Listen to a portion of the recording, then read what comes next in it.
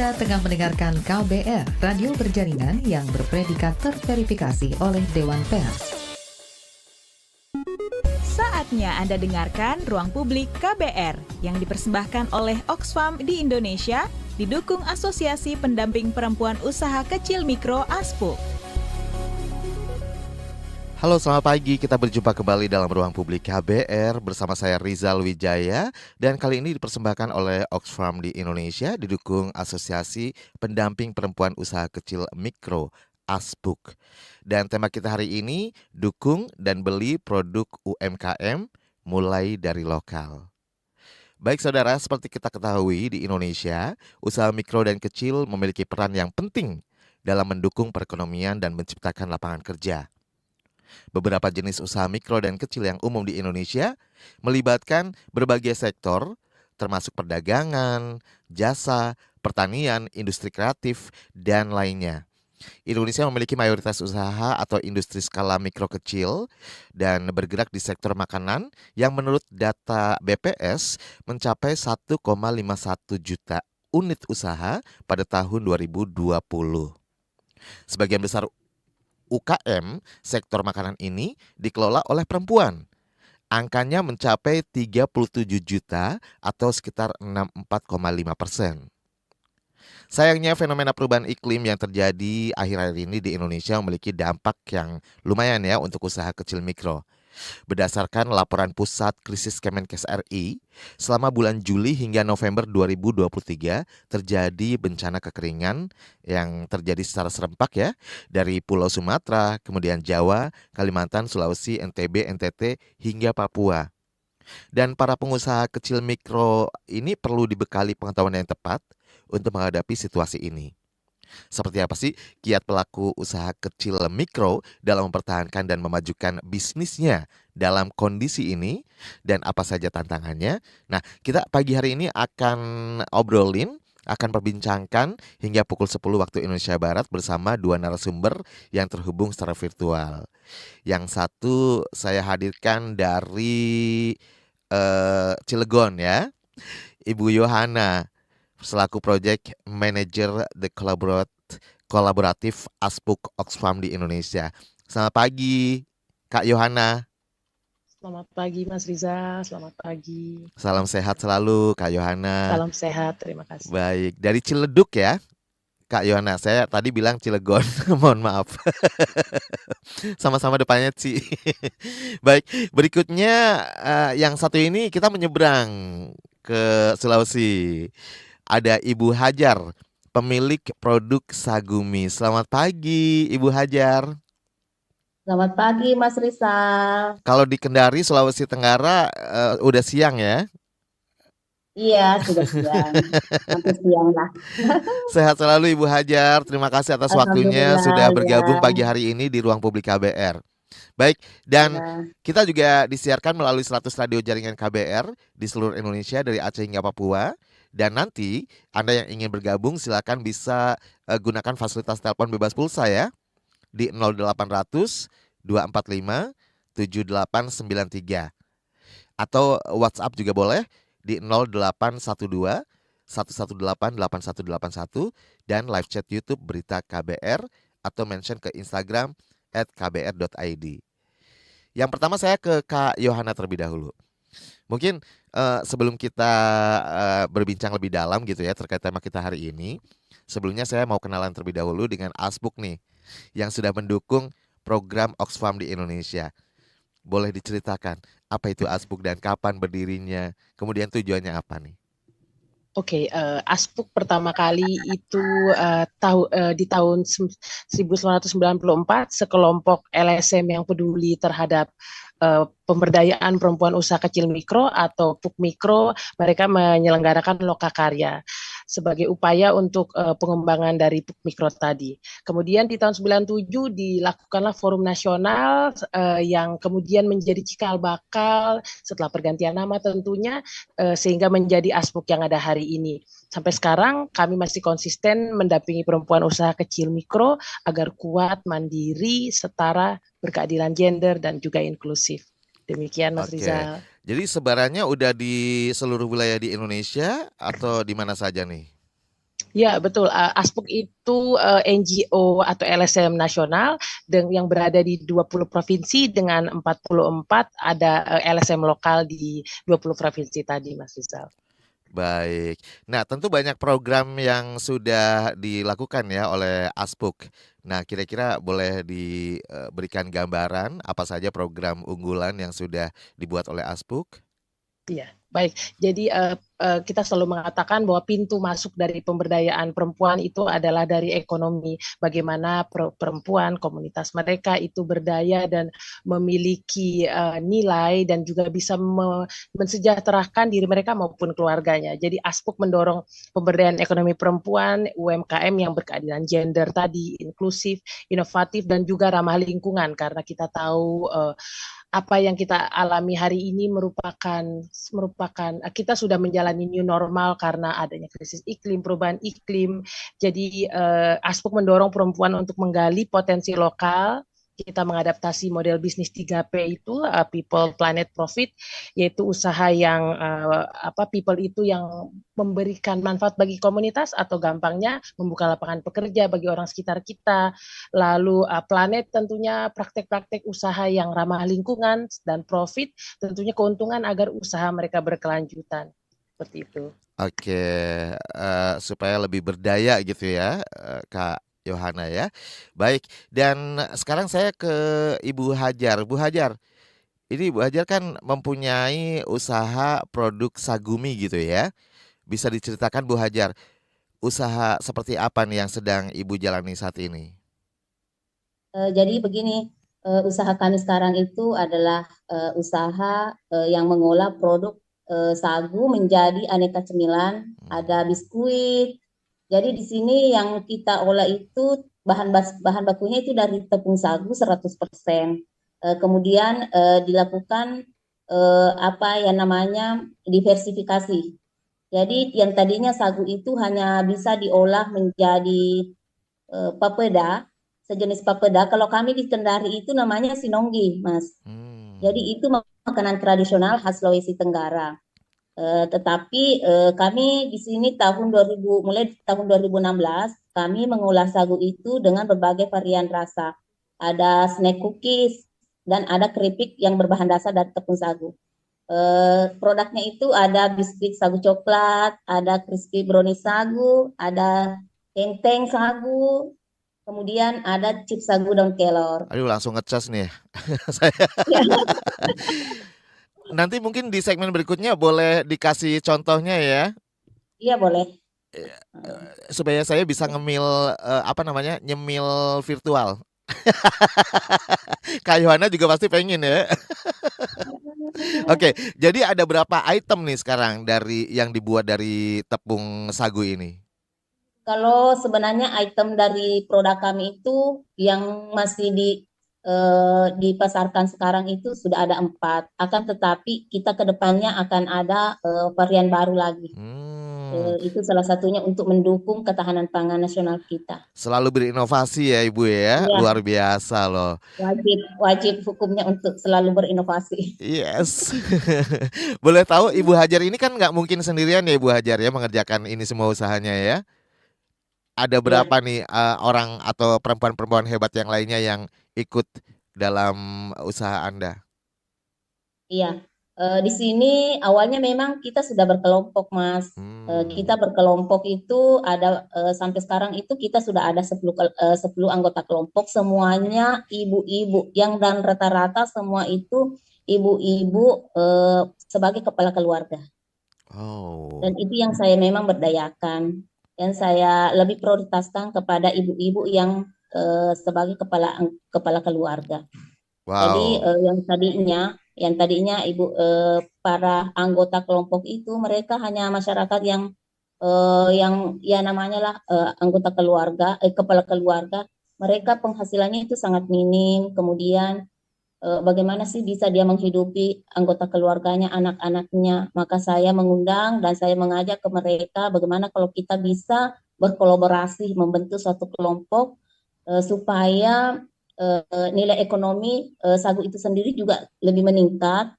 dan juga pendapatan dan penghasilan mereka juga bisa membantu untuk kesejahteraan keluarganya mereka. Oke.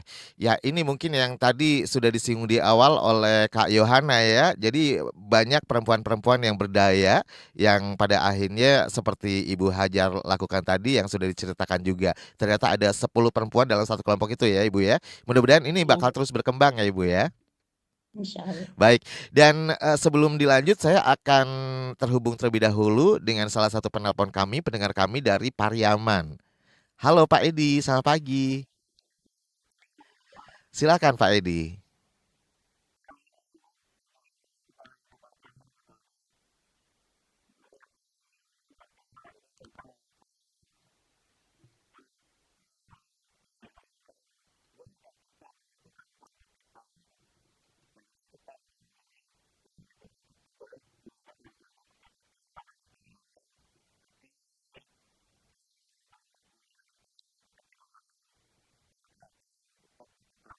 Hmm.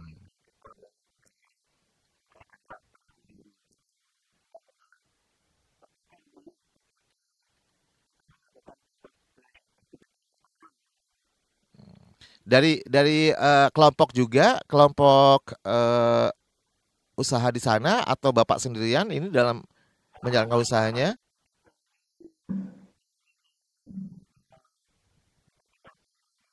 Oh, pribadi ya. Baik, baik. Terima kasih Pak Edi di Pariaman. Mungkin saya langsung ke Kak Yohana. Boleh minta tanggapannya? Silakan Kak Yohana. Ini dari Asbuk sendiri gimana nih? Oke, Mungkin baik, siapa baik, saja sih apa namanya yang menjalankan usaha ini yang baik, didampingi oleh Asbuk sejauh ini? baik. Nah, baik, jadi kalau dari secara struktur Astuk memiliki apa namanya perempuan usaha kecil, kita memiliki jaringan-jaringan atau kelompok-kelompok kecil. Tapi yang tentunya sifatnya itu seperti Ibu Hajar keanggotaan. Namun kita bisa belajar di sini. Tadi Bapak dari Pariaman bilang dia itu mandiri ya. Mungkin awalnya kita mandiri ya Bu ya, tapi setelah kita berjejaring itu juga kunci bahwa kita punya produk sebagus apa. Kalau kita tidak berjejaring itu ya, berjaring secara langsung, bergabung dengan komunitas gitu atau mengikuti pelatihan atau mencari-cari peluang, itu mungkin produk kita akan sulit didengar kira-kira begitu ya, Bu. Lalu di Strategi zaman pemasaran sekarang juga ini ya, Kak Yo. pemasaran Iya, ya. betul. Lalu yaitu karena sekarang media pemasaran itu ada banyak sekali, kita juga harus gencar gitu. Jadi produk yang bagus itu harus dipasarkan dan juga kita sebagai pelaku bisnis gitu pemilik UMKM mau berjejaring dan mengembangkan kapasitas dirinya. Bu Hajar mungkin mau tambahkan, silakan. Iya, begini, namanya usaha mandiri, bedalah dengan namanya usaha kelompok. Jadi kalau usaha mandiri hanya satu kepala yang bisa memikirkan bagaimana pemasarannya, bagaimana produksinya, kemudian bagaimana kita mencari suppliernya, semua hanya yang dipikirkan hanya satu orang yang memikirkan. Beda kalau misalnya kita berkelompok, karena berkelompok itu kita ada pembagian divisi. Jadi satu misalnya di divisi produksi, ada di divisi. Oke, Ibu Hajar sepertinya ada kendala teknis gitu ya dengan sinyalnya. Jadi sedikit jeda, kita tunggu kembali kehadiran Ibu Hajar. Mungkin sebelum ke Ibu Hajar, Kak Yohana boleh dilanjutkan kembali nih. Bagaimana sih Asbuk? Yang Oke. perorangan. Oke, Ya, silakan mungkin Ibu itu. Hajar. Ibu Hajar boleh dilanjut kembali. Tadi sempat terhenti Bu karena ada kendala sinyal mungkin ya. Oh iya. Iya. Jadi kalau menurut saya itu kolaborasi dengan Ya. Jadi memang ya dari awalnya dari mandiri ini tadi yang sudah disebutkan Kak Iyo juga bisa dibawa sehingga menjadi berjejaring gitu ya Kak Yohana ya, menjadi satu kelompok yang mungkin bisa juga melibatkan para perempuan-perempuan di sekitar lingkungannya seperti itu ya Kak Yohana kira-kira ya. Oke, atau mungkin ada yang mau ditambahkan silakan Kak Yohana.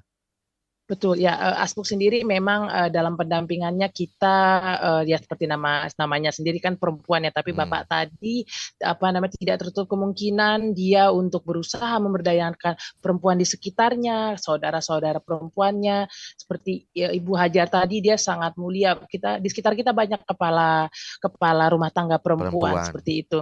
Lalu benar berkolaborasi, berjejaring, cari di mana ruang-ruang di mana kita bisa mendapatkan peningkatan kapasitas, juga dibuka dibuka kesempatan kita dalam membentuk komunitas. Apalagi di era digital ini semuanya serba terbuka gitu ya, Kak Yo. Jadi bisa promokan di mana saja, promosikan di mana saja.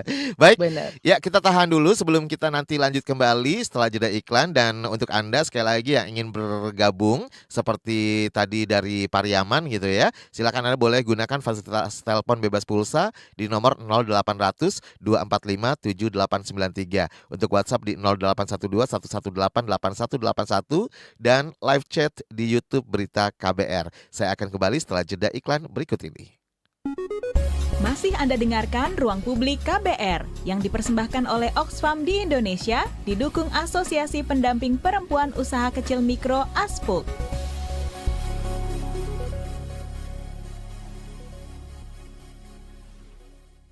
Gongsi Pacai, Dining Cashback Kota Kasablanka kembali hadir. Pas banget, Imlek sama Valentine makan bareng keluarga dan orang tersayang. Mulai 22 Januari sampai 23 Februari 2024, cukup bayar 300.000, kamu bisa dapat voucher 450.000 loh. SK berlaku ya. Voucher makan ini bakal manjain lidah kamu deh. Apalagi banyak banget promo menarik yang bisa dinikmati di lebih dari 100 restoran di Kokas. Seperti Isaburi, Din Tai Fung, Pizza Marzano, Itasuki, Kimukatsu, Sushi Hero, Salad Stop, Holy Cow, dan masih banyak lagi. Kamu bisa dapetin vouchernya dari hari Senin sampai Jumat pukul 11 sampai 14 dan 17 sampai 20 waktu Indonesia Barat di Main Sears, Main Lobby Ground Floor Kokas. Khusus mahasiswa, dapetin merchandise lucu from Line Indonesia kalau kamu belanja voucher melalui gox.co.id. Yuk, Imlek dan Valentine di Kokas aja. Kamu bisa nonton barongsai keliling, Liong Dance, barongsai patok besi, juga Festival Liong dan barongsai dari tanggal 3 sampai 18 Februari 2024. Info lanjut, follow Instagram @kotakasablanka atau hubungi 021 29 46 5000. Kota Kasablanka, light up the color of your life. Yang baru. Tidak ada yang lebih baru dari kabar baru. Cukup 5 menit bisa perbaharui informasi kamu. Cukup 5 menit berita terbaru ada di genggamanmu. 5 menit sayang untuk dilewatkan karena kabar baru diramu dengan kualitas jurnalistik terbaik, didukung puluhan reporter dan kontributor di Jakarta dan berbagai kota di tanah air. Simak hanya di kbrprime.id. Cukup search kabar baru, kamu akan dapatkan informasi teraktual dalam 5 menit. Lah, ini anak kenapa? Gue diputusin Reyhan. Aduh, yang sabar ya, Ndi. Saran gue, biar gak terlalu kecewa, kalau jatuh cinta, jangan terlalu mendalam deh. Biar Saga aja yang mendalam. Ih, apaan sih lo? Kok jadi bawa-bawa Saga? Siapa sih Saga? Kepo, makanya kenalan. Saga, cerita tentang nama, peristiwa, dan fakta. Saya siap untuk membuat perubahan. Pasti ujungnya mati. Anggap yang lain. Saga menghadirkan kisah-kisah inspiratif, cerita tentang nama, peristiwa, dan fakta. Hasil liputan mendalam yang dikemas menarik dengan kualitas jurnalistik terbaik. Dengarkan Saga di podcast KBR Prime dan di program Buletin Pagi setiap pukul 6 waktu Indonesia Barat di radio jaringan KBR di seluruh Indonesia. Masih Anda dengarkan Ruang Publik KBR yang dipersembahkan oleh Oxfam di Indonesia, didukung Asosiasi Pendamping Perempuan Usaha Kecil Mikro ASPUK. Anda masih bersama saya Rizal Wijaya di Ruang Publik KBR dan dipersembahkan oleh Oxfam di Indonesia bersama Asosiasi Pendamping Perempuan Usaha Kecil Mikro ASPUK. Dan tema kita hari ini, dukung dan beli produk UMKM. #mulai dari lokal. Dan Anda juga bisa menyimak di 100 radio jaringan KBR di seluruh Indonesia. Dari Aceh hingga Papua, dan di Jakarta Anda bisa mendengarkan melalui 104,2 MS3 FM atau live streaming via website kbr.id dan YouTube Berita KBR ya. Kami juga mengundang Anda yang ingin bertanya atau memberikan komentar, silakan langsung telepon di nomor bebas pulsa 0800 245 7893 atau WhatsApp di 0812 1188181 dan live chat YouTube Berita KBR atau mention ke akun Instagram @kbr.id. Saya masih bersama Kak Yohana selaku Project Manager The Collaborative Aspuk Oxfam di Indonesia, serta Ibu Hajar nun jauh dari Sulawesi sana ya, pemilik produk Sagumi. Baik, dan sebelum saya lanjut kembali, saya akan coba bacakan terlebih dahulu. Ada satu pertanyaan melalui WhatsApp ya, dari Ibu Dewi di Klender. Apakah jangkauan UMKM yang didampingi oleh Aspuk ada di wilayah Jabodetabek juga, atau kebanyakan di Sulawesi? Nah, bagaimana caranya jika tertarik ingin mendapatkan pendampingan? Untuk Ibu Hajar, bagaimana kemasan Sagumi? Apakah ke depan bisa dibuat menjadi kemasan yang lebih ramah lingkungan? Nah, silakan, mungkin boleh ditanggapi satu persatu terlebih dahulu dari Kak Yohana. Oke, terima kasih. Oh, Ibu di Klender ya. Tadi rumahnya Ibu Dewi di Klender itu kebetulan dekat dengan kantor. Tapi Aspuk itu bekerja dengan Aspuk itu memiliki anggota LSM di Jakarta itu ada PPSW Jakarta dan juga Yayasan Peka. Mereka memiliki daerah-daerah kerja di Jakarta, namun saya tidak hafal di daerah mana.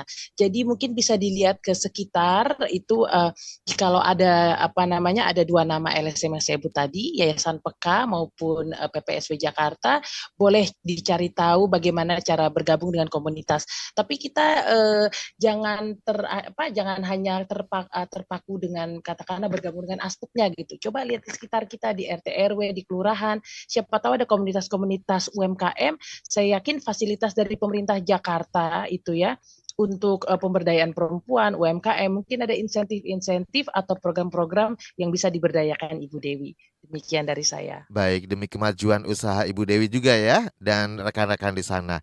Oke, kemudian ke Ibu Hajar. Ini bagaimana nih menjawab pertanyaan dari Ibu Dewi di Klender? Halo Bu Hajar, masih di mute Bu Hajar. Suaranya belum terdengar. Ya, silakan. Oh, iya. Baik, mohon maaf. Tadi yang ditanyakan terkait masalah kemasan yang ramah lingkungan. Betul. Jadi di sini yang kemasan yang kami pakai saat sekarang ini masih kemasan yang standing pouch aluminium foil. Dan kami pernah mencoba untuk membuat kemasan yang dari kertas. Akan tetapi daya tahan produknya itu yang tidak bisa tahan sampai lama. Jadi makanya kami kembali ke kemasan aluminium foil dan juga sebagian ketika ada momen-momen tertentu, misalnya hari Natal atau Lebaran, kami menggunakan kemasan toples dan itu bisa dipakai ulang. Baik. Gitu. Dan sampai sekarang saya masih mencari bagaimana ya supaya saya bisa dapatkan kemasan yang bisa ramah lingkungan dan daya tahan produk itu bisa tahan, umur simpannya bisa tahan sampai 12 bulan.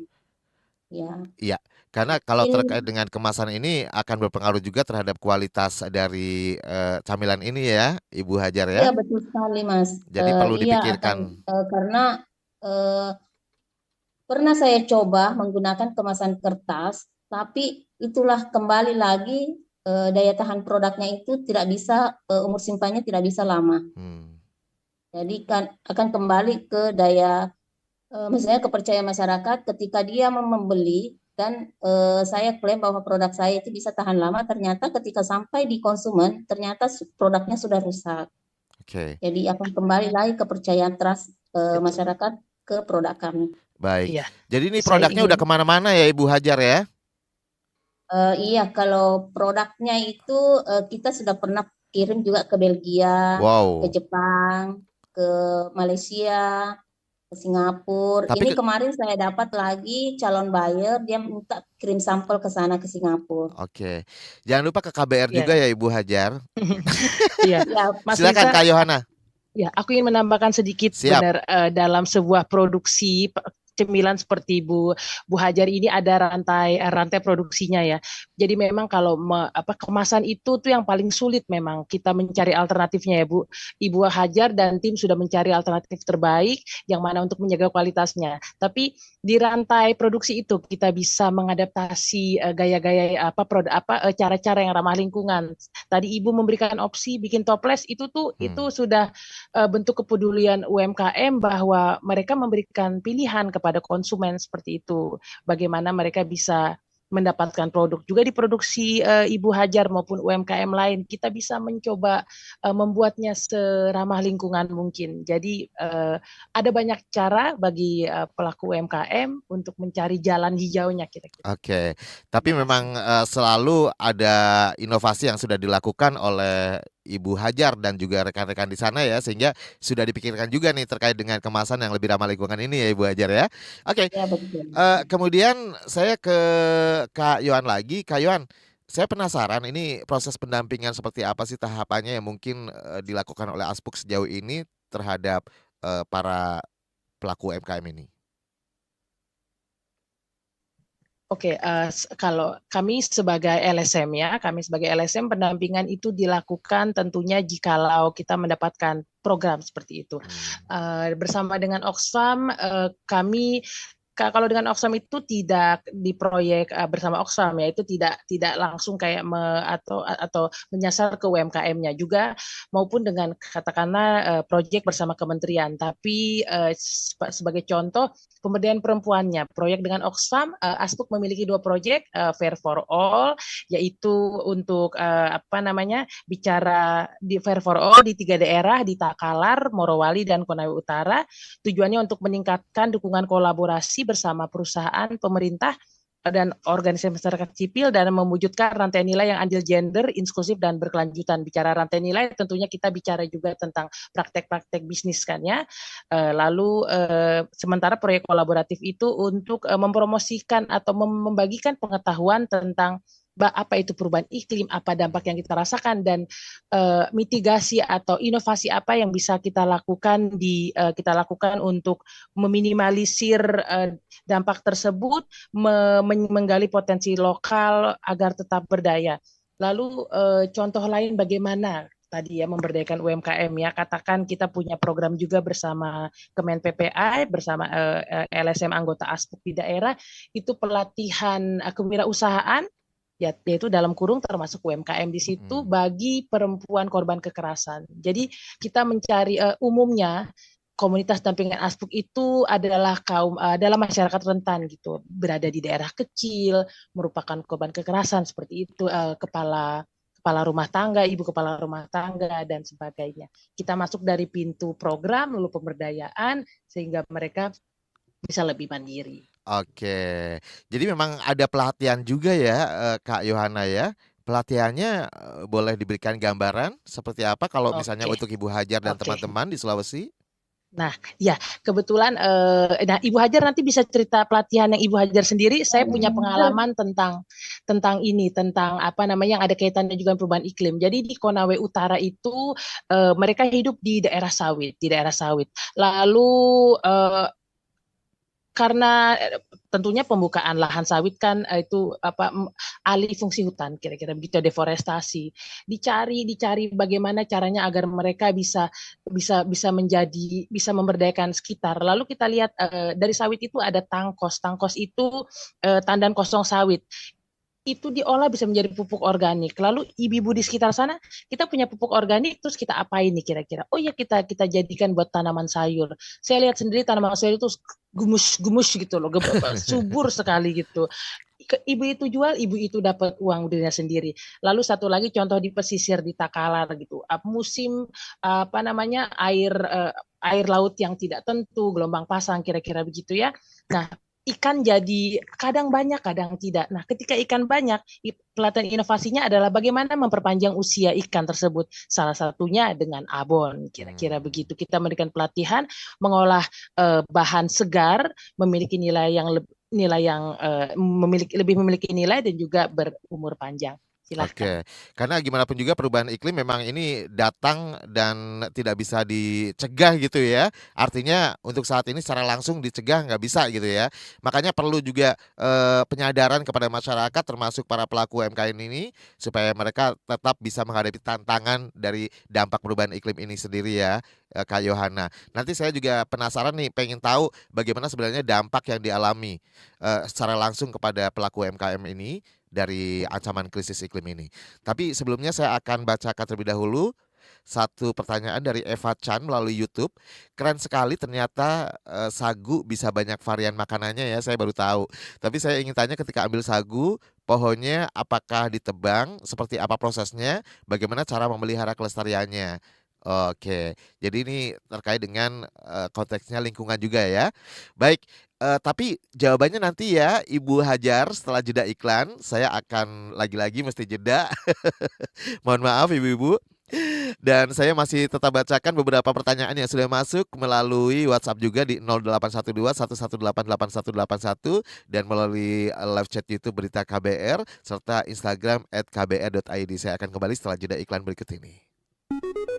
Masih Anda dengarkan Ruang Publik KBR yang dipersembahkan oleh Oxfam di Indonesia, didukung Asosiasi Pendamping Perempuan Usaha Kecil Mikro ASPUK.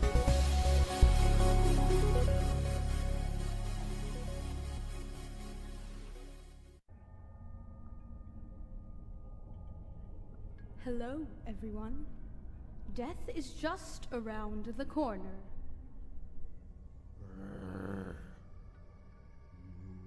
Towards the darkness. Wednesday Addams, your family is crazy. You know that, don't you? You say that like it's a bad thing. Full disclosure, all of you have to watch us.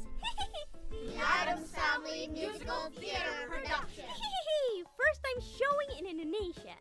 On 27-28 January 2024 at Theater Besar Taman Ismail Marzuki. See you there! Or you'll die. Huxley, stop that!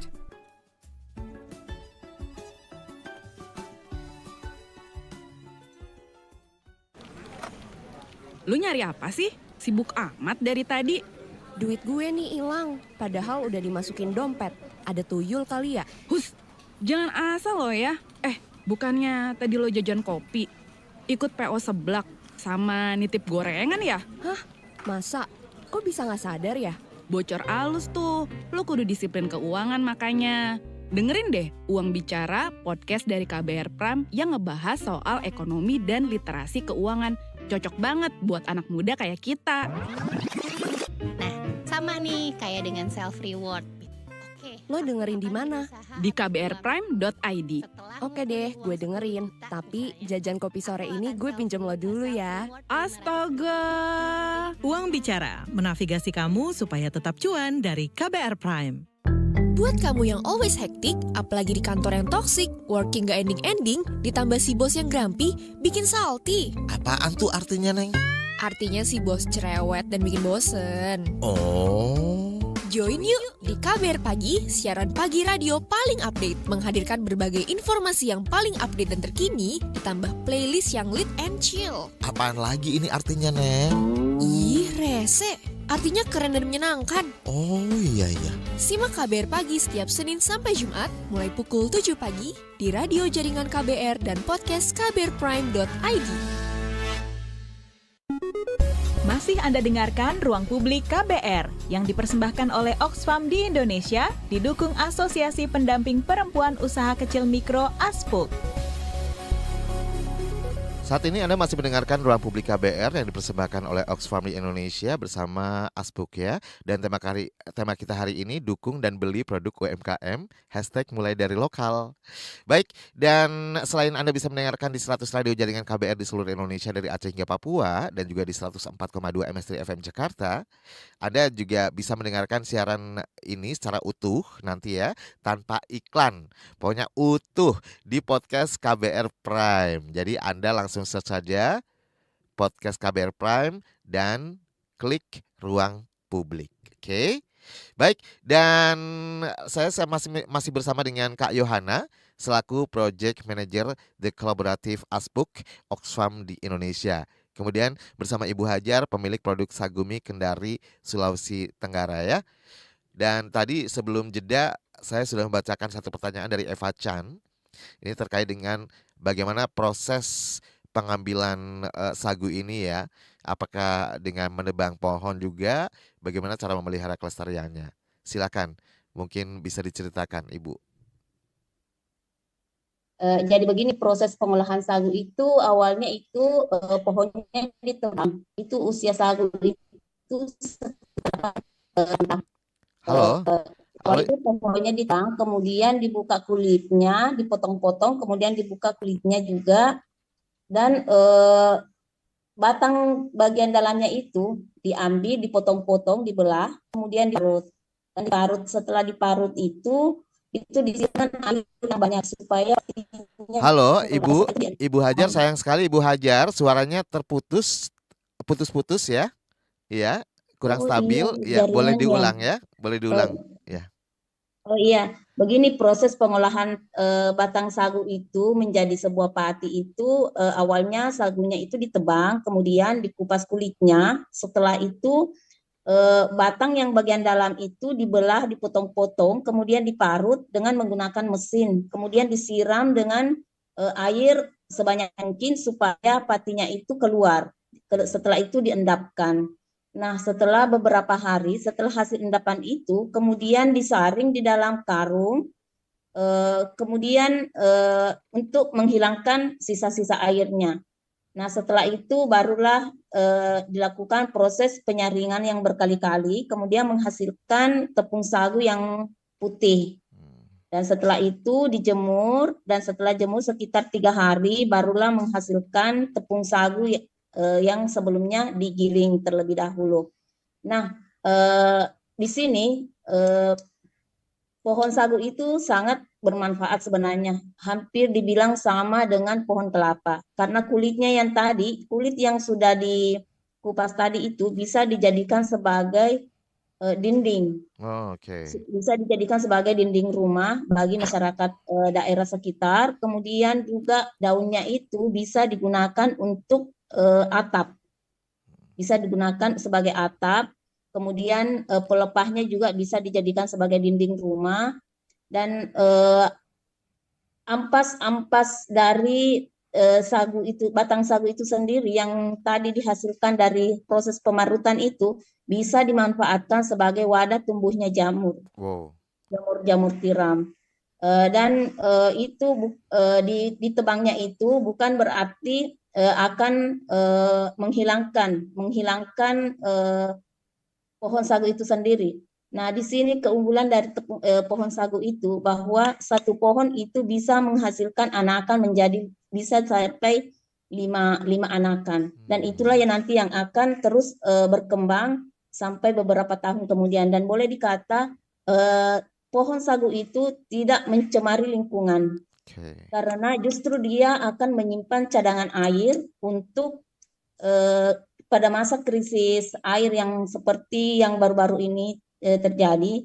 Jadi itulah keunggulan sagu itu, dia tahan dengan cuaca yang ekstrim. Dia tahan dengan cuaca yang suhu panas karena dia memang tumbuhnya di lahan gambut dan tempat yang berair, di rawa-rawa itu kebanyakan. Dan ketika misalnya tanah yang ada di sekitarnya itu kering, di bawah pohon sagu itu akan tetap menghasilkan cadangan air. Mungkin seperti itu. Baik, jadi soal kelestariannya ini tetap terjaga gitu ya Ibu ya? Iya. Baik, sekarang saya ke Kak Yohana lagi. Kak Yohana, sebelum jeda saya juga sudah sedikit menyinggung ya terkait dengan ancaman dari perubahan iklim. Nah, kalau dari Asbuk sendiri gimana melihat masyarakat di Indonesia, terutama mungkin dampingan Asbuk ya, terkait dengan awareness dari ancaman perubahan iklim ini, krisis iklim ini? Seperti apa sih sejauh ini? Apakah benar-benar sudah paham? Awareness-nya udah tinggi atau seperti apa? Iya, dari pengalaman saya berbincang di lapangan juga bukan tidak hanya di 3 wilayah dampingan kami yang tadi saya sebut di Takalar, Morowali maupun Konawe Utara, masih banyak pengetahuannya masih relatif rendah karena katakanlah yang mereka tahu bahwa cuaca makin panas ya itu new normal hari ini gitu. Biasa juga panas, sekarang lebih panas aja seperti itu. Lalu banjir, katakan di beberapa daerah banjir, lalu iya orang pohonnya ditebangin, jadinya pasti nggak ada serapan, jadinya banjir ataupun kayak kekeringan nih, iya soalnya perkebunan sawitnya banyak sekali, dia kan menyerap air gitu. Banyak hal-hal yang sepotong-sepotong diterima diketahui oleh masyarakat, namun dengan peningkatan pengetahuan. Jadi diketahui setiap aksi kita itu akan berdampak bagi kehidupan kita, berdampak bagi kehidupan kita, berdampak bagi bumi kita. Kalau kita punya lahan kebun di belakang, lalu kemudian ada orang datang, udah jadi kebun sawit aja, berarti kita sudah siap terima resikonya bahwa kita mengalihfungsikan lahan kita yang tadinya kita tanamin mungkin tanaman kayak asli, tanaman banyak di Kendari seperti sagu maupun Tanaman lokal ya. tanaman lokal lainnya. Iya, kemudian kita ganti atas karena kebutuhan ekonomi gitu. Nah, kita bertanggung jawab seperti itu. Lalu air sungai, air sungainya kotor gitu, kita buang sampah ke sungai. Jadi yang mengakibatkan air sungai menjadi tercemar, adanya penyakit, kira-kira ada penyakit seperti itu. Lalu kita atau orang Jakarta, orang kota besar, panas banget nih, kita tinggal lari masuk ke ruangan ber-AC. Kita tidak pilih menanam pohon di depan gitu, karena lahannya tidak ada. Jadi kesadarannya mungkin masih berupa puzzle-puzzle, katakan seperti itu, yang kalau dirangkai bahwa kita sudah mengalami krisis iklim gitu, bahwa new normal yang kita rasakan sekarang itu adalah hidup kita karena adanya krisis iklim. Oke, kalau buat usaha Bu Hajar sendiri nih, kira-kira dari krisis iklim yang terjadi ini apa saja nih dampak yang paling dirasakan nih Bu Hajar? Boleh diceritakan? Ya baik, kalau yang perubahan iklim yang kemarin ini kan suhu panasnya sangat tinggi sehingga menyebabkan kekeringan, tanaman-tanaman pada kering semuanya, dan yang saya rasakan sekali ketika saya membutuhkan salah satu bahan baku kami yaitu biji kakao. Biji kakao yang kami butuhkan itu biasanya kita ada SOP standar tersendiri. Akan tetapi ketika musim kemarau yang berkepanjangan kemarin itu sangat mempengaruhi sekali kualitas biji yang dihasilkan oleh petani. Itu sangat mempengaruhi. Bahkan waktu itu saya tidak sempat produksi selama 1 bulan karena kekurangan bahan baku biji kakao. Dan itulah yang saya alami, betul-betul ketika itu memang sangat kritis sekali bahan bakunya karena akibat kekeringan itu. Jadi supplier saya itu, petani saya itu sangat mengeluh dengan jumlah panen yang sangat sedikit, kemudian hasil bijinya juga tidak maksimal, dan itulah karena saya juga tidak mau mengambilnya biji kakao yang kecil karena itu susah untuk prosesnya. Tapi waktu itu karena tidak ada lagi yang lain yang biji yang besar-besar yang sesuai dengan SOP yang saya pakai, tadi terpaksa untuk menutupi kekurangan daripada usaha saya tidak jalan. Jadi mau tidak mau saya harus mengambil biji yang meskipun kecil saya harus pakai. Mungkin seperti itu. Dan juga kemarin itu ketika musim kemarau itu memang berdampak sekali ke debit air. Jadi untung di sekitar tempat tinggal saya itu pusat pengambilan air untuk masyarakat di sekitar, di situ tempatnya. Jadi itu juga terpengaruh ke saya karena ke usaha kami, karena sebenarnya tadinya itu airnya itu sangat melimpah untuk dipakai untuk mencuci, sebagian karena sagu itu kan butuh untuk penyaringan pencucian dan penyaringannya berkali-kali. Akan tetapi saya kasihan dengan masyarakat yang ada di lingkungan sekitar karena mereka tidak kebagian air. Jadi saya bagilah air yang sebenarnya porsinya untuk saya, untuk usaha saya. Jadi saya bagilah ke masyarakat sekitar. Karena air itu adalah sumber kehidupan. Keren banget ya, ini menginspirasi banget loh Ibu Hajar, luar biasa ya Kak Yohana ya. Oke, Kak Yohana, ini kemarin kan juga diadakan bootcamp ya tentang perubahan iklim ya. Mungkin boleh diceritakan bagaimana kegiatan bootcamp tersebut, tapi nanti setelah jeda iklan ya, Kak Yohana. Dan buat Bu Hajar, boleh disiapkan ya, kira-kira seperti apa nih kemasan dari produk Sagum ini? Nanti di akhir acara atau di segmen terakhir, saya penasaran juga, pengen diperlihatkan juga kepada pendengar kita yang mungkin penasaran gitu ya. Meskipun nggak bisa ngemil secara langsung, nyemil virtual lagi-lagi. Oke, saya akan kembali setelah jeda iklan dan saya masih undang Anda untuk yang ingin bertanya kepada dua narasumber hebat kami pagi hari ini di nomor telepon bebas pulsa 0800 245 7893. Gratis ya. Silakan Anda bisa telepon kami, kemudian WhatsApp juga di 0812 118 8181 dan live chat YouTube Berita KBR serta mention ke Instagram @kbr.id. Saya akan kembali setelah jeda iklan berikut ini. Masih Anda dengarkan Ruang Publik KBR yang dipersembahkan oleh Oxfam di Indonesia, didukung Asosiasi Pendamping Perempuan Usaha Kecil Mikro ASPUK.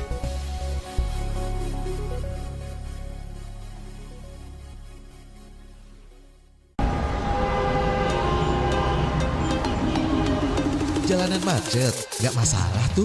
Macet-macetan tetap harus produktif sambil mendengarkan talk show inspiratif. Ruang Publik KBR hadir untuk Anda kapan saja dan di mana saja. Simak obrolan menarik dengan tema-tema yang beragam langsung dengan narasumbernya. Hanya di kbrprime.id. Search Ruang Publik KBR. KBR Prime, podcast for curious mind. Lu, gue perhatiin kayaknya lo ada yang beda deh. Apanya ya? Iya nih, gue kan baru potong rambut. Makin cantik kan? Ih, GR. Bukan rambutnya yang beda, tapi pembawaan lu. Akhir-akhir ini kayaknya makin semangat dan ceria. Jelas dong. Gimana gak semangat kalau setiap pagi dapat asupan vitamin BP? Hah?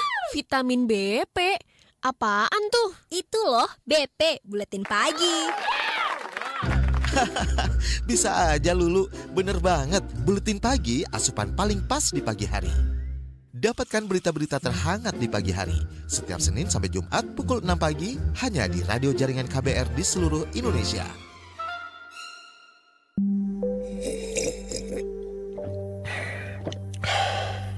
Yakin, cukup teh doang.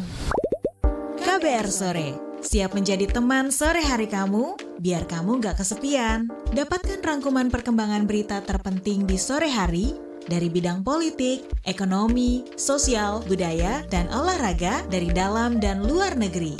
Simak KBR Sore setiap hari Senin sampai Jumat mulai pukul 16 di radio jaringan KBR seluruh Indonesia dan di kbrprime.id, search KBR Sore. Masih Anda dengarkan Ruang Publik KBR yang dipersembahkan oleh Oxfam di Indonesia, didukung Asosiasi Pendamping Perempuan Usaha Kecil Mikro ASPUK.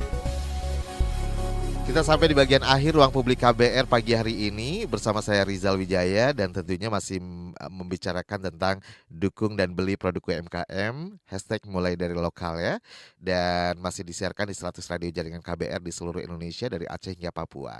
Baik, saya akan lanjut kembali masih bersama dengan dua narasumber, Kak Yohana dari ASPUK ya, kemudian Ibu Hajar, pemilik produk Sagumi dari Kendari. Bu Hajar, sudah disiapkan Bu Hajar? Saya penasaran banget soalnya. Seperti apa coba? Masih di mute loh Bu Hajar, masih di mute.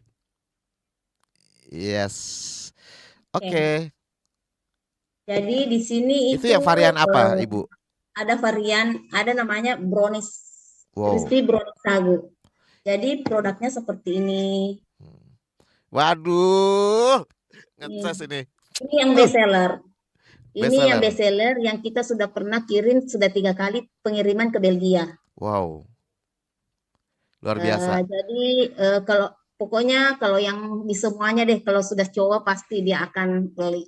Ketagihan ya. Kak Yo udah nyobain belum Kak Yo? Sudah dong. Saya sudah langganan ini. Curang. Nanti tenang nanti. Yummy itu, yummy. Oke. Ya. Kalau yang satunya ini yang menggunakan biji kakao. Ini biji fermentasi. Ini yang kemarin sempat tersendat produksinya gara-gara iklimnya yang sangat itu panas. Oh, ada sejarahnya itu ya. Ini yang ini seperti ini. Boleh sambil dicambil kok, Ibu Hajar. Seperti ini produknya. Wow. Iya, oke. Itu yang bentuk biskuit. Oke. Itu kalau yang itu yang kita sudah pernah kirim ke Jepang. Wow. Karena ternyata Jepang itu suka yang produknya yang gluten free, kemudian yang vegan. Oke. Jadi produk yang biskuit tadi itu produk vegan dan gluten free. Baik. Ya, jangan lupa Bu Hajar, alamat KBR Jalan Guntur nomor 70 ya. Siap. Kode keras. Kalau yang itu? Terus yang ini yang diolah dari tepung sagu dan kacang mente.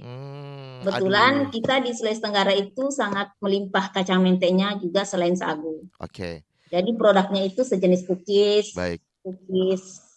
Kalau orang sebutnya di sini tenteng. Oke. Ini seperti ini. Kak Yo, ini dari berbagai varian ini yang paling semua suka dong pasti ya. Udah nyoba juga ya Kak Yo ya. Tapi yang paling menurut Kak Yo nih paling cocok nih, paling enak gitu ya. Nih, review ya. Jadi kalau saya pribadi saya suka browniesnya itu karena itu emang orang Belgia pesen berarti coklat Belgia aja bersaing lah ya, kalah lewat ya, ya. mantap ya. Nah, lalu yang tadi biskuit itu anak saya kalau dibuka satu itu aduh nggak selamat itu, ampun nggak selamat. Lalu yang teng-teng itu ya, aduh apa itu almond, apa namanya buah mete itu udah paling juara itu, ampun itu produk itu bener. Nanti tenang, nanti Aspuk bisa latur kirim ke sana ya, Mak. Biar coba deh emang luar biasa. Dan saya promo ya, saya bangga sekali waktu saya pergi ke di salah satu minimarket di bandara Halu Oleo ya, itu pas di Indomaret, ada sagu mie, langsung saya ambil, saya nggak nengok yang lain-lain lagi, proudly makan itu kayak my kind of snack gitu. Tapi enak banget betul. Oke. Jadi curhat ya. Ini kalau di Jakarta bisa cari di mana ya? Azik di Jakarta ada di Parara ya Ibu, lalu di Aspuk ada, di mana lagi mungkin? Oh di Aspuk juga ada? Iya ada. Oke siap. Ya udah nanti itu di bawah layar deh. Oke, saya ke Kayo lagi nih Kayo.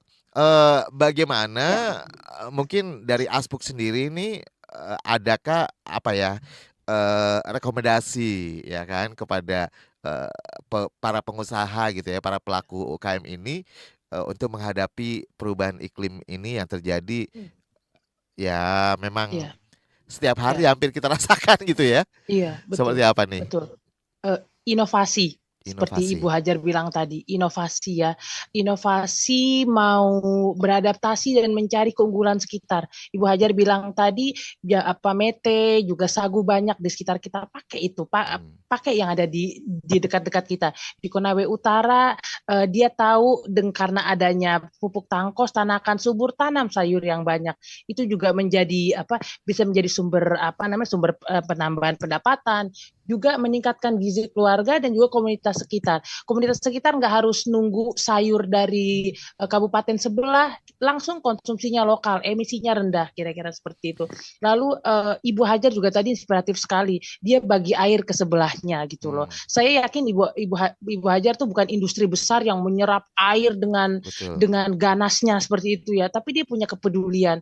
Kita bisa kalau ada pelatihan lagi, kita bisa pelatihan bagaimana cara menampung air di musim hujan kan. Selalu ada inovasi-inovasi di mana kita bisa tangguh terhadap iklim. Nah, usaha perempuan itu, usaha-usaha UMKM yang saya lihat di berbagai daerah, itu dimulai dari kerja keras mereka, dari rasa cinta mereka.